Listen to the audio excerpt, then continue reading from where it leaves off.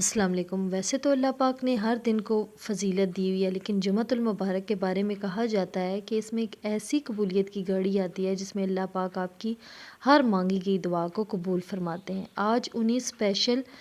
گھڑیوں کے بارے میں ذکر کریں گے اور آپ کو بتاؤں گی ان اسپیشل وقت کے بارے میں، اور اس اسپیشل جس کو اللہ پاک نے ایک پروٹوکول دیا ہوا ہے جس میں آپ جو بھی دعا مانگو گے تو آپ کی دعا جو ہے وہ قبول ہو جائے گی۔ جب ایک انسان تہجد کی نماز تک پہنچ جاتا ہے نا، تو پھر اللہ پاک اس کی کوئی بھی دعا کو جو ہے وہ رد نہیں کرتا، کیونکہ جب تہجد کے ٹائم آپ اپنے رب کے سامنے جب ساری کائنات سو رہی ہوتی ہے اور پوری کائنات کا مالک جو ہے وہ آپ کو سن رہا ہوتا ہے، اس کے سامنے اپنی تکلیفیں بیان کرتے ہو، تو یہ ایسا ممکن ہی نہیں ہے کہ رب تعالیٰ آپ کی دعا کو قبول نہ کرے یا اس کے لیے کن نہ فرمائے۔ تو تہجد میں اٹھا کرو اور اسپیشلی اپنے رب کے آگے جو ہے وہ اکیلے اپنے رب سے باتیں کرنا سیکھو، اپنے رب کو اپنے دکھ بتانا سیکھو، تو تمہارا رب تمہیں کبھی بھی جو ہے وہ خالی ہاتھ نہیں لٹائے گا۔ تو تہجد میں مانگی گئی دعا لازماً قبول ہوتی ہیں۔ اور سیکنڈ پہ ہے کہ جمعہ مبارک والے دن جب خطبہ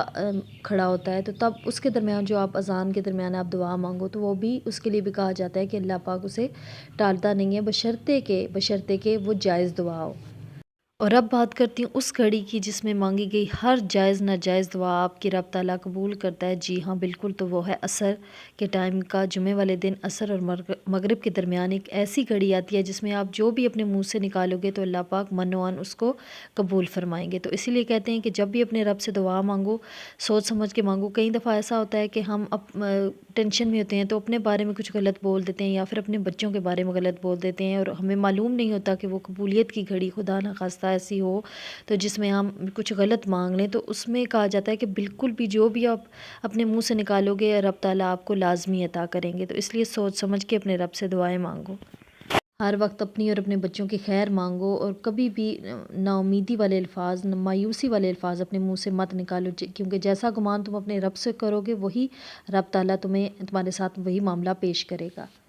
اچھا سوچو اور اپنے رب سے اچھی امیدیں رکھو، اپنے رب سے کبھی بھی نا امید مت ہو، تو وہ تمہاری دعاؤں کو لازماً قبول کرے گا۔ تو اس لیے کہتے ہیں کہ جب بھی آپ کچھ مانگو اپنے لیے اچھا سوچو بھی، اگر مانگو تو اچھا مانگو، کیونکہ اس ذات سے مانگ رہے ہو جس ذات کے قبضے میں جو ہے وہ پوری جو ہے وہ کائنات ہے، اور وہ پوری کائنات کا خالق ہے۔ تو ایک تمہارا اور میرا مسئلہ کیا ہے، ایک چھوٹا سا مسئلہ، پیسے چاہیے یا گھر چاہیے، تو یہ تو اس کے اور ایک چھوٹا سا عمل آپ کے ساتھ جو ہے وہ شیئر کرتی ہوں کہ اگر آپ کی معاشرے میں عزت نہیں ہے یا آپ اپنے خاندان میں اپنی عزت کروانا چاہتے ہیں، تو اللہ پاک کا مبارک نام یا مانے ہو پڑھ کر 500 مرتبہ آپ اس شخص پہ دم کریں، یا پھر آپ اگر اس کو پلا سکتے ہیں تو پانی پہ دم کر کے پلائیں، تو انشاءاللہ اللہ پاک وہ آپ کو لازمی جو ہے وہ عزت عطا